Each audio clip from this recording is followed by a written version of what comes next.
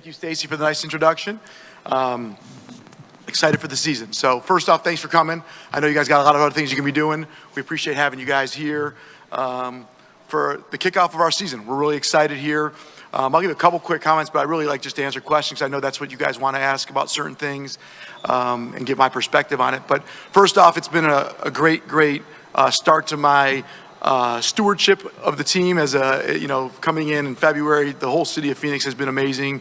The great team of not just players, team members, and everyone at this company has been great. It's been a great experience for me. And then this summer has really been a transformational summer, not just on the basketball side, which I know we'll spend some time on, but, when I did my press conference, really standing on this stage, we talked about, we're all about team member experience, which you'll hear about some of those stuff. You'll hear more stuff soon, but team member experience for our people, the culture. We talked about fan experience. That's so important. What we're going to do, that community, what we're going to do in the community, and then of course winning. And so everything we've done, from me all the way through as the leader of the organization, is about those four things. If it's not one of those four things, we don't spend much time on it because we're focused on those four things all the time. And so we feel like we're off to a great start this summer. We obviously have a lot of things we can talk about, the team in a second, but from a business perspective, we're really excited about the TV deal because it's really big for the community and the fans. We want all of our people to watch our games through the whole state of Arizona. We're so excited about the TV change that we have, which is different than most NBA teams in the league. But also on top of that, all the fan experience that we had to deal with OVG for the concessions. We've done some things, obviously, off the court from the perspective of the community. We've got the WNBA All-Star Game, which we're really excited. We're working on, hopefully, get an NBA one also. Working on a lot of great things here in the community and tied to fan experience. And then, of course, on the court, which we can talk about too, we think we've got a great team. I think we've got the best team in the league, but obviously we got to play it out, and we're really excited. I think we got a great coach with Frank Vogel. Obviously James Jones and Josh Bartlesy have done a great job working together, building this as an organization along with so many other people. And then the players, obviously our star players, Booker and Durant, and obviously adding Brad Beal. And then we got so many amazing players. I think from anyone's perspective, we've got a great team that's deep. The way I look at it is simple, is we want to get better. We want to get better every day in what we do. And I think if you look at where we finished Game 6 when we lost to Denver to where we are today, we're better. Are we good enough to win the championship, the NBA Cup, the NBA championship? Are we good enough? We're going to find out. But we feel really great about all the change we made. And this summer's been an amazing summer, and excited to go forward. So with that, I'll pause and take questions because I think it's more valuable for you guys to ask me what you want. And so I'll open it up. Dwayne. Yes, Dwayne Rankin, Arizona Republic. Good to see you, Matt. How are you? Yes, sir. Wanted to ask, obviously, about making the trade, trading Ayton to Portland, and maybe, A, what led to it, and B, why was the time now to make that move with him, the trading? Yeah, no, so, DeAndre Ayton's a great player. We love to have him on the team. He's a great part of our organization. I think he's going to do great in Portland. I really think he'll put up some great numbers and really impress a lot of people, which is exciting for us. And I wish him nothing but the best. He's a great person and a great guy. But for our team, Nurkic was a better fit for us. And we're trying to win a championship now.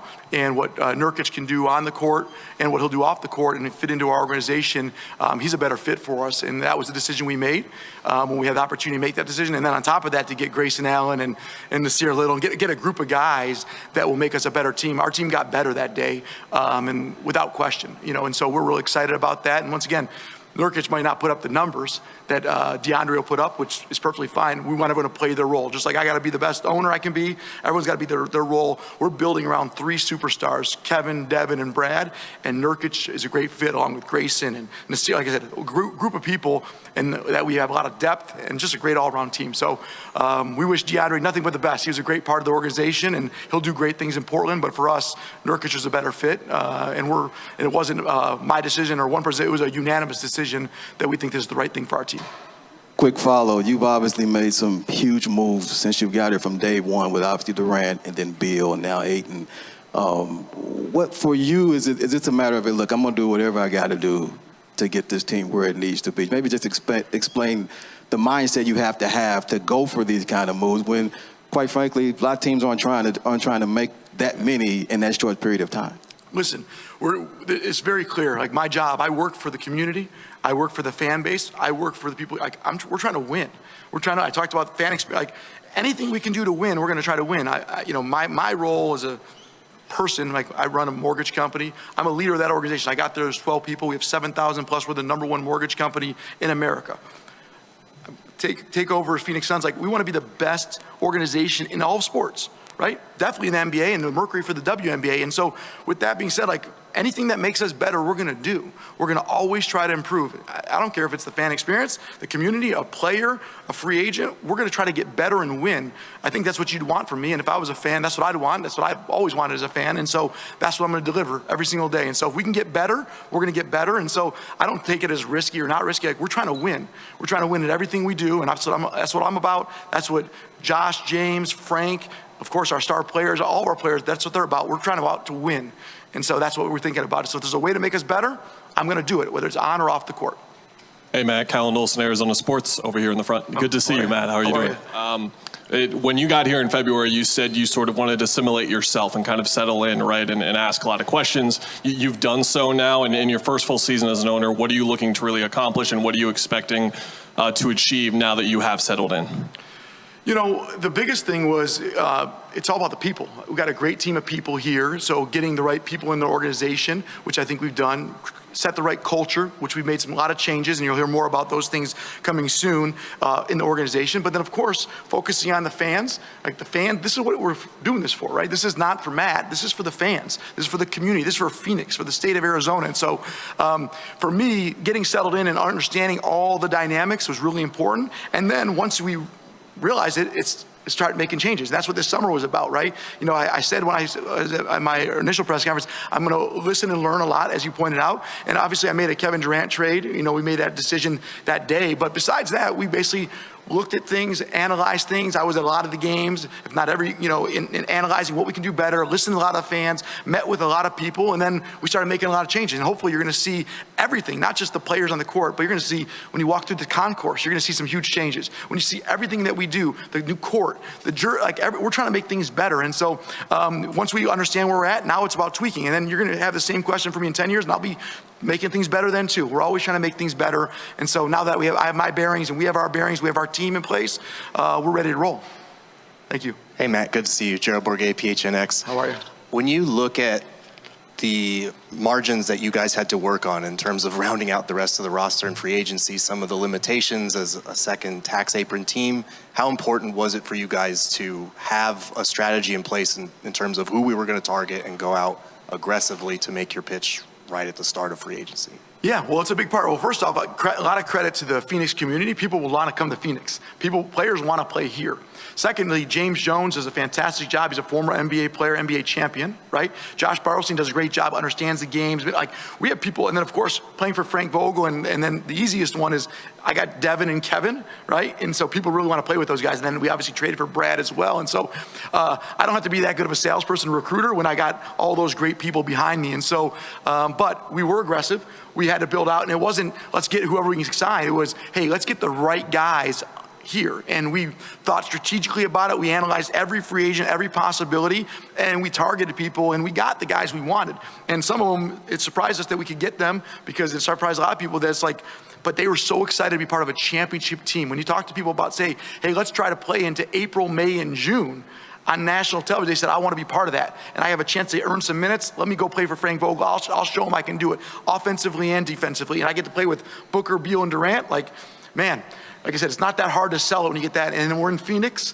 So we were aggressive, and we got a great group of guys. And I know a lot of people question, could we do it? Because all the tax implications, luxury tax or second apron stuff. But the reality is, it didn't affect us. We're focusing on winning, and we're in position to win, and players want to be part of something special, and that's what we're trying to create. It's bigger than just the dollars and cents. It's being part of a team and an organization, and I think they recognize that, and that's why a lot of them joined. Thank you. Matt, Richard Zines, Fox 10. Good to see you. How are you? You kind of just, piggybacking off of your statements here, you talked about, the DeAndre Ayton trade, and was it just a better fit? How important was it to add depth and size to this particular roster, and getting the right guys that are bought in to what it takes to win a championship? Well, it's extremely important, right? So, if you look at our team last year to this year, I think we've not only gotten better from a perspective of, players on the court, but also depth all the way through, right? 1 through 15, and if you count the two ways, 17 or 18 potential players. So for us, that was very important, right? I think the team with the best players wins. So you only can play 5 at a time. So even if you see the Denver line last year, I think they played 7 or 8 through most of the playoffs. So you don't need 15. However, injuries happen, people get sick, things happen throughout the season, different players play better. So we wanted to build out the best team and give a lot of credit to James, and he collaborated with Frank, he collaborated with the players, he collaborated with Josh. Like, they put it together, and I think we've got a great team, 1 through 15. All those guys contribute, and the training camp's gonna be a lot of fun because they're gonna be competing, right? When we hired Frank, you heard him talk about they're gonna be scrappy. He said that's how they're gonna be competing for playing time, competing for an opportunity to be on that court, and I'm gonna be excited. I'm gonna be a fan like all of you guys watching it. Thank you. Matt, Greg Moore, Arizona Republic columnist. Good to see you, man. How are you? Nice to see you. I'm doing all right, thanks, yeah. What's it been like, man? Come on, Kevin Durant, new coach, spending all this money. You're the center of the NBA world, right? What has it been like to have that much attention and that much focus on you? Well, first off, it's been an amazing time, right? I don't know if I'm the center of the basketball world, but I'm part of the center, which is the Phoenix Suns, in my belief, and also this great team of people we've gotten. And so I'm the leader, right? But I'm part of it. And so I've had a best time. I mean, when you dream about buying a team and running an organization, it's fun. And then when you actually do it, it's 10 times more fun. And obviously I got to be in this great community and great opportunity. I mean, it's easy, like you kind of joke, like, you ever see those things on the internet, like who would you build your team around if you could buy an NBA team? Like my guy was Devin Booker. Like I got to buy a team with Devin Booker. Like I got the dream scenario. Who else would you want to build your team around? So it starts with Devin Booker. He makes a lot of things easier. And a lot of things fun. And of course, getting Kevin, that first day, and then building around those two guys. And it's been a lot of fun. Frank Vogel's been great, James Jones, Josh Barlstein. Like, I got a great team. But also, the business side's been fun, too. I love business. And so I've got great business people, from Dan Costello to Stacy Mitch we hired, and Jeff Chang. I mean, there's so many people I can name off all these business people that are out there bringing in new deals. And I get to be in the midst of that. And so as the leader, my job is I work for them. My job is to deliver them the resources, to put them in position to succeed. And then obviously I respond, but I'm having a blast. Hopefully you can tell, because I'm having a lot of fun, because it's, how could you not? And then obviously I'm excited to watch the first games and be part of it with all of you guys. Brandon, Thank you. the last question, Brandon. Thank you. Okay. Hey, Brandon Brown with the Phoenix Journal. You talked about the TV deal a little bit earlier. I was wondering if you could just give us a little insight. Is that something, a lot of maybe either teams around the Valley have maybe asked you, other owners asked you about, or the people in the NBA? And then also maybe what's the demand been like on obviously a lot of people are asking for the antennas, but when it comes to advertisers and stuff, what's it been like on that type of demand? Yeah, so I think, listen, as I set up here, whatever, 8 months ago, whatever it was, and said, we want to be the elite NBA franchise and the elite WNBA franchise. In order to do that, we're going to make changes and make things that maybe are not common. I'm not going to be the regular owner that just comes in and just, I'm not a silent investor that's not involved and doesn't really have my perspective. Like I'm active and engaged. We talked about fan experience, and it's crazy that fans can't watch all the games. And it's crazy that the fans have to pay to watch games if they're sitting at their home or at their hotel. I mean, I was staying at a hotel until recently, and now you couldn't get the games sometimes. That's not how we're going to do things. And now, although that's commonplace, doesn't mean it's right. And so on the TV deal, I definitely think we're leading. And like I said, we're going to try to be leaders. We're going to be the best at everything we do here. And so the TV deal is definitely a different way of looking at things, and hopefully other NBA teams and other teams in the Valley will follow as well. If you put money first, you don't make decisions like that. We don't put money first on anything. We put winning, success, fan experience, community first. And when you do those things, money will follow. And so the TV deal is just an example of that. Yes, like, are there advertisers? They're gonna be excited. Yeah, we'll figure out how to make, but it's not about the money. It's about, I got 3 million households, not 3 million fans, 3 million households. So everyone in the state of Arizona can watch. And yeah, the people that said they couldn't, we sent them a bunch of TV antennas, right? Like my parents, with the bunny ears, like my parents would watch it. And that's what we want to do, make it simple and easy to watch our team. And why would we not want to do that, right? And so we're really excited about it, the TV deal. I think other NBA teams, other teams will follow, and we'll keep everyone posted on how it's going. But to me, when more fans can watch our games, kids, adults, everybody can watch our team, and how can anyone lose? That's a winning combination right there. Thanks, Matt. Great. Thank you guys. Have a great day. Appreciate you being here.